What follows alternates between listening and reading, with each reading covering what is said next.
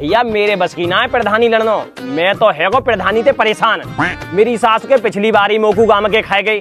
मोकू तो गई धंधो सही है, भीख मांगे बारो। अरे तो यार मैं लड़ लूं प्रधानी। मैं लड़ ले साले, बर्बाद है जाए वो। प्रधान जी। हाँ क्या बात है जी? प्रधान जी 5000 रुपए दे दो मुझे उधार।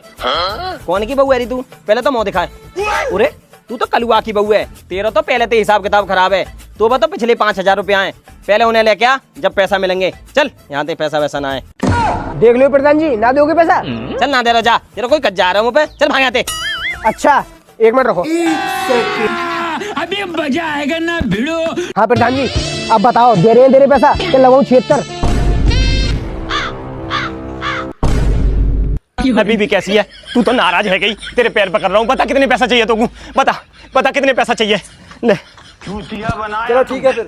सुन तो ले, यऊते तो ले पैसा, नहीं तो के मेरी सास को पूरे गांव में बदनाम कर देगो। आजा ले आते। सारी बात